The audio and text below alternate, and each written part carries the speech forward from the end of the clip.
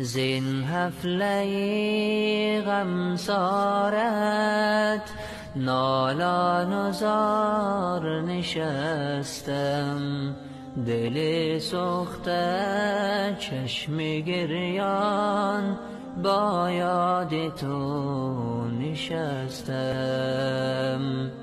آه کشم ز دل چون آتش ز سینه بیرون، آهم بسوخت جهان را ناشادمان نشستم. مرگی پدر پیر کرد مرا، ای کاش بینم تو را، دیگر ندارم طاقت صبر کن